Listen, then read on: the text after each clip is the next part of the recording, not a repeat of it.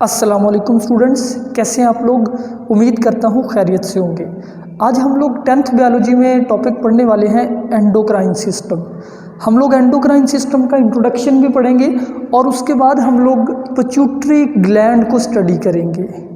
अब पहले तो ये समझिए कि एंडोक्राइन सिस्टम क्या है, क्या करता है।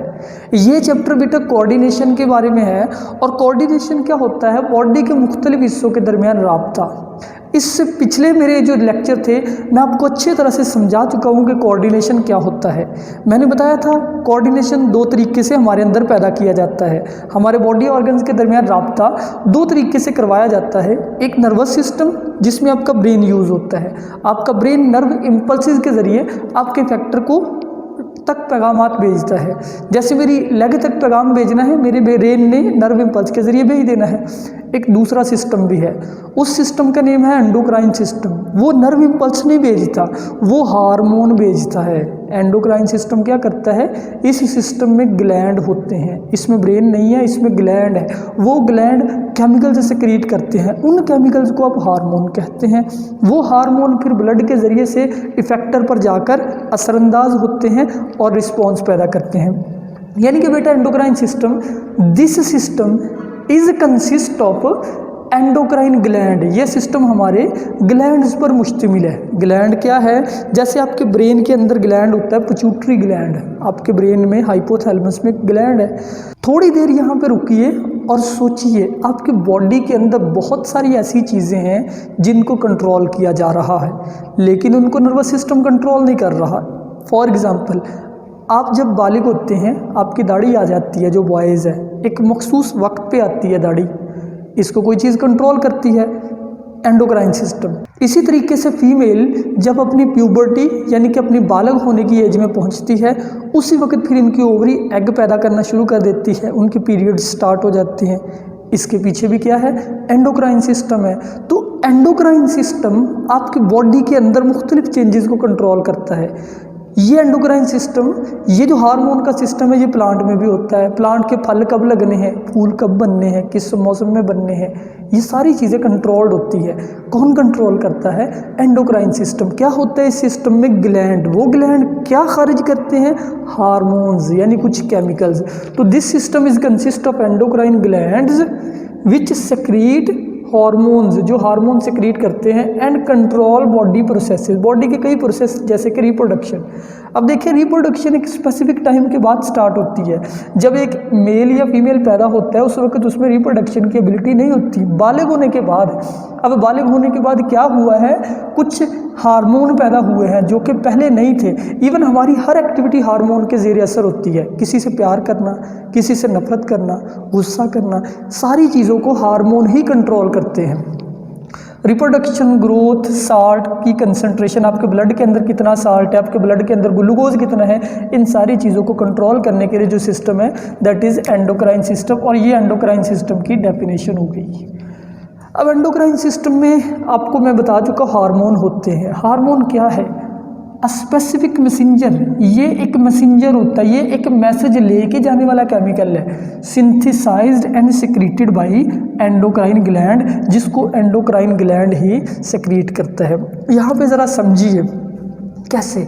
फॉर एग्जांपल, ये है आपका पिट्यूटरी ग्लैंड। ये क्या है, पिट्यूटरी ग्लैंड आपके ब्रेन में होता है। ये वाला ग्लैंड मैं यहाँ पे लिख देता हूँ, ये पिट्यूटरी ग्लैंड है। कहाँ होता है, इनसाइड योर ब्रेन। अब इसने एक हार्मोन खारिज करना है, उस हार्मोन ने आपके लीवर पे इफेक्ट करना है। यानी कि ये बेटा आपका इफेक्टर है जिससे काम लेना है, ये आपका कोऑर्डिनेटर है। अब इसने मैसेज भेजना है लीवर तक। कैसे भेजेगा, नर्व इम्पल्स नहीं, एंडोक्राइन सिस्टम नर्व इम्पल्स से नहीं भेजता, ये खारिज करेगा हार्मोन। अब वो हार्मोन ब्लड में शामिल हो जाएगा पिट्यूटरी ग्लैंड से, क्योंकि ब्लड हमारी पूरी बॉडी में फ्लो करता है। तो वो हार्मोन यहाँ पे ब्लड में शामिल हुआ और ब्लड के ज़रिए पहुँच गया हमारे लीवर तक, और लीवर के ऊपर उसने जो भी अफेक्ट करना है, यानी कि लीवर फिर बाद में क्या देगा, रिस्पॉन्स देगा। यही तो कोऑर्डिनेशन होती है, यही चीज़ कोऑर्डिनेशन है। पहले कोई स्टिमुलस चाहिए, उस स्टिमुलस के जवाब में हमारा ये जो कोऑर्डिनेटर है ये हार्मोन पैदा करेगा, ये मैसेंजर, वो मैसेज पहुंचेगा, वो मैसेज यानी केमिकल की फॉर्म में वो मैसेज लिवर तक पहुंचा, लिवर इफेक्टर है और ये इफेक्टर फिर कोई रिस्पांस देगा। मैं आपको एक छोटी सी एग्जांपल देता हूँ। देखो बेटा, अगर हमारे ब्लड के अंदर ग्लूकोज की मिकदार इंक्रीज हो गई, glucose level is increasing in our blood, तो इसको डिटेक्ट करेगी हमारा ब्लड रिसेप्टर है। वो ब्लड जो है वो आपके ब्रेन तक मैसेज लेके गया, ब्रेन को पता लग गया कि ग्लूकोज लेवल हाई है, ये स्टिमुलस है। इस स्टिमुलस के जवाब में आपका पेनक्रियाज, आपका लबलबा, आपके जो बॉडी के अंदर लबलबा होता है, वो एक हार्मोन खारिज करेगा। वो हार्मोन क्या होगा? इंसुलिन। और इंसुलिन असरअंदाज होगा आपके लिवर पे, लिवर इफेक्टर होगा।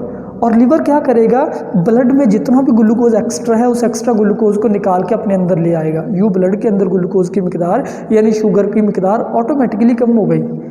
तंदुरुस्त लोगों में ऐसा होता है कि उनके अंदर ग्लूकोज की मिकदार बढ़ती नहीं है, बल्कि उनकी बॉडी ग्लूकोज को मेंटेन रखती है। तो हार्मोन केमिकल है जो कि मैसेज लेके जाते हैं और सेक्रीट किया जाता है एंडोक्राइन ग्लैंड की मदद से। यहाँ पे बेटा बड़ा अहम शॉर्ट क्वेश्चन है। ग्लैंड दो तरह के होते हैं, endocrine gland, exocrine gland. Endocrine gland ऐसे ग्लैंड जो डक्टलेस है, जो क्या है? डक्टलेस, जिनमें नाली नहीं है। अब नाली ना होने का क्या मतलब है? एंडोक्राइन ग्लैंड एक ऐसा ग्लैंड होता है, लाइक ये एक बेटा ग्लैंड है, ये इसका इफेक्टर है। अगर कोई ग्लैंड अपने इफेक्टर तक मैसेज भेजने के लिए ब्लड को यूज़ करे, यानी अपने हार्मोन को डायरेक्टली कहाँ शामिल कर दे? ब्लड में, और ब्लड के ज़रिए से वो हार्मोन इफेक्टर तक पहुँचे, ऐसे ग्लैंड को आप कहते हैं endocrine gland.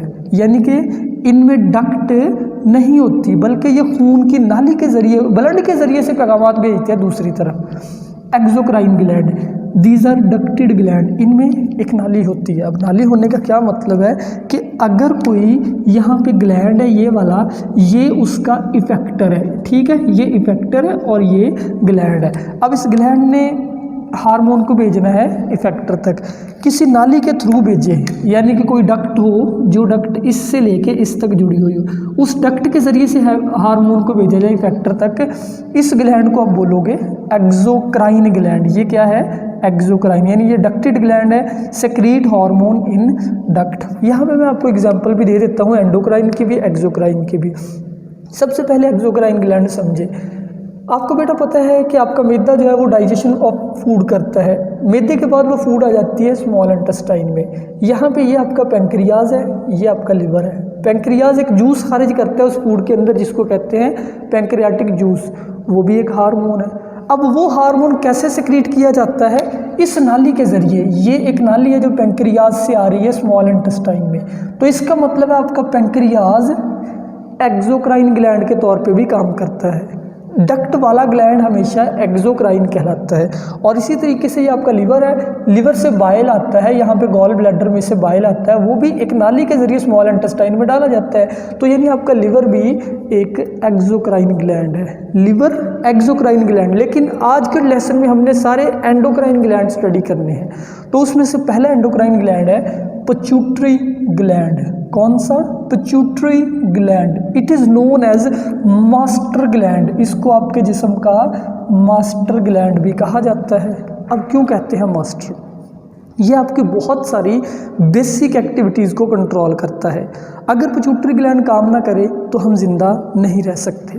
Pituitary gland located in hypothalamus. आपके ब्रेन के डिफरेंट पार्ट है जो मैं पिछले लेक्चर्स में करवा चुका हूँ।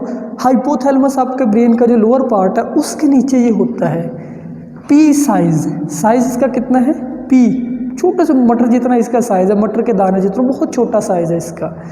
अब ये दो लूब्स पर मुश्तमिल होता है। पिट्यूटरी ग्लैंड आपके ब्रेन में यूं लटक रहा होता है नीचे की तरफ। इसके दो बल से है, ये आगे वाला बल है, ये पीछे वाला बल है। जो आगे बल सा है ना उसको कहते हैं एंटीरियर लूब। अगले बल को क्या कहते हैं? एंटीरियर। पिछले बल को क्या कहते हैं? Posterior lube. दो लूब है, एंटीरियर लूब, पोस्टीरियर लूब। ये दोनों लूब्स कुछ हार्मोन खारिज करते हैं।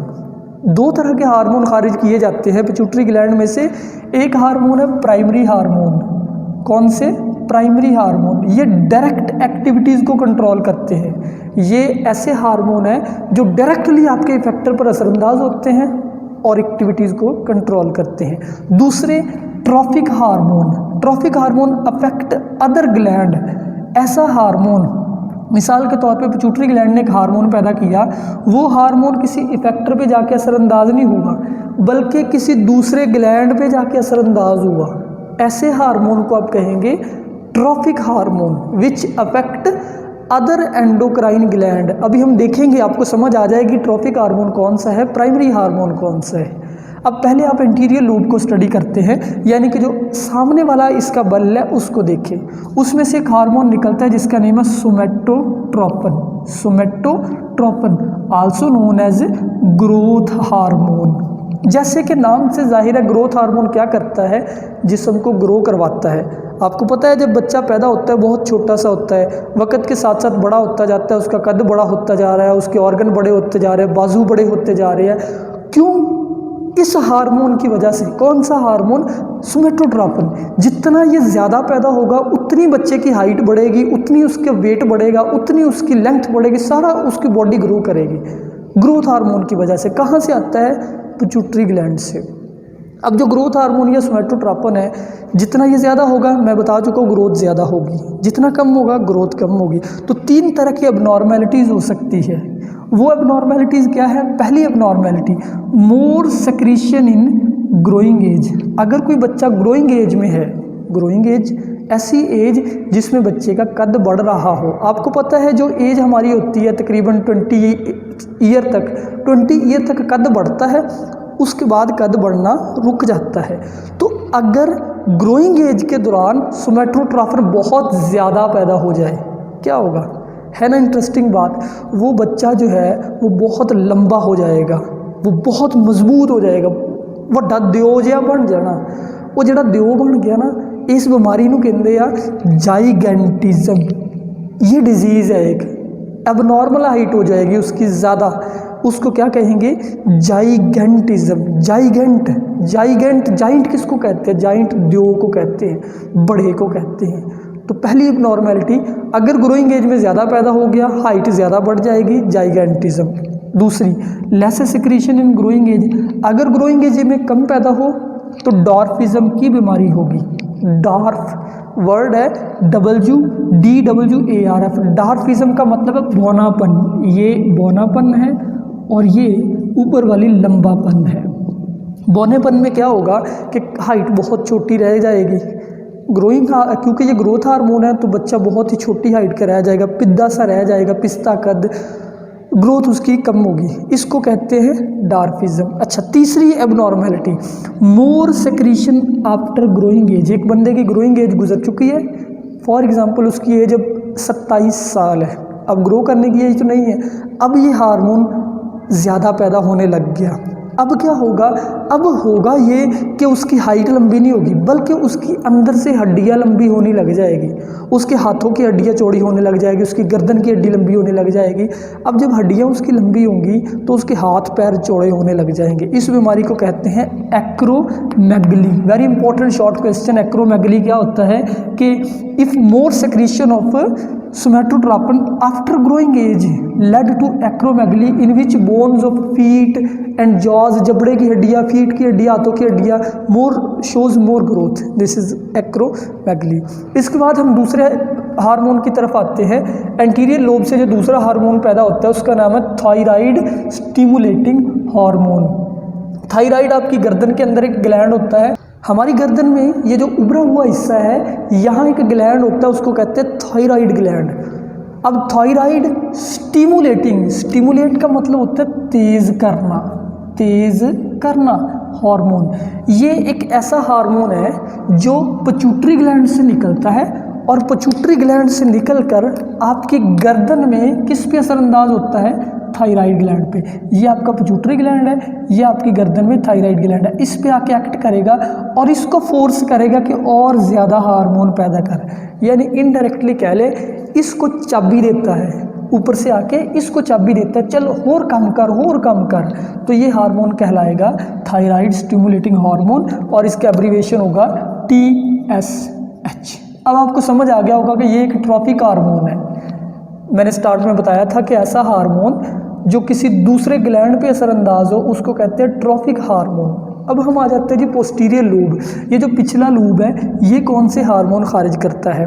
दो हार्मोन ये भी बनाता है, एक का नाम है विज़ोप्रेसिन, एक का नाम है ऑक्सीटोसिन।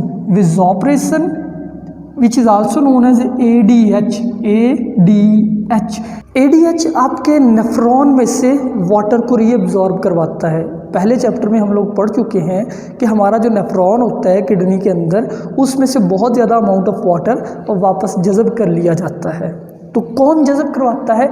ये हार्मोन विज़ोप्रेसिन यानी ADH। ADH का मतलब एंटी डाईयूरेटिक हार्मोन।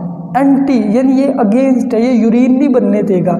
जब वाटर को रीअब्जॉर्ब कर लिया जाएगा, ज़ाहिरी बात है यूरिन कम बनेगा, तो ये रीअब्जॉर्प्शन का काम करता है। जैसे ही आप नेफ्रॉन देख रहे हैं, इस नेफ्रॉन में से वाटर को वापस ब्लड में लेके आने का काम कौन करेगा?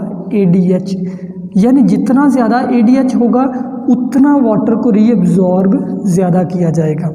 अब ज़रा थोड़ी देर के लिए रुकिए और सोचिए, ADH कब ज़्यादा पैदा किया जाएगा, कब कम पैदा किया जाएगा? तो बच्चों, जब हमारी बॉडी के अंदर वाटर ज़्यादा होगा ना, ADH कम पैदा किया जाएगा। क्यों? ये तो वाटर को रिटेन करता है, ये तो वाटर को बॉडी के अंदर रखता है, बचाता है। इसलिए अगर आपकी बॉडी में वाटर ज़्यादा है, ये कम पैदा होगा। अगर वाटर कम है, ये ज़्यादा पैदा होगा। वाटर की कंसंट्रेशन के ये उलट है। वाटर कम है, ये ज़्यादा निकलेगा। निकल के क्या करेगा? उस वाटर को रिटेन करेगा, रीअब्जॉर्ब करेगा, ताकि वाटर पेशाब के ज़रिए बाहर ना जाए। ठीक, तो मैंने यहाँ पे लिखा है more water less ADH, less water more ADH। बड़ी सिंपल सी बात है। पानी ज़्यादा है तो ये लेस है, पानी लेस है तो ये ज़्यादा पैदा होगा। यहाँ पे एक बीमारी है इसकी भी, यानी इसकी भी अब नॉर्मेलिटी है, जिसको कहते हैं डायबिटीज़ इंसिपाइडस। क्या कहते हैं? डायबिटीज़ इंसिपाइडस। अगर किसी बीमारी की वजह से लेस ADH, आपकी बॉडी में ADH पैदा ही ना हो, कम पैदा हो, फिर क्या होगा? सारा वाटर जो आप पिएंगे बाहर निकलता रहेगा। आपको बहुत ज़्यादा पेशाब आएगा, पतला पेशाब आएगा। उस पेशाब में बहुत ज़्यादा पानी है, क्योंकि पानी आपकी बॉडी में ठहर ही नहीं रहा। ठहराता कौन है? ADH, उसको रीअब्जॉर्ब करके। तो डायबिटीज़ इंसिपाइडस में ADH लेस पैदा होता है, मोर लॉस ऑफ वाटर, आपका लॉस ऑफ वाटर बहुत ज़्यादा होता है, यानी बार बार पेशाब आता है और डाइल्यूट पेशाब आता है। इस बीमारी को कहते हैं डायबिटीज़ इंसिपाइडस।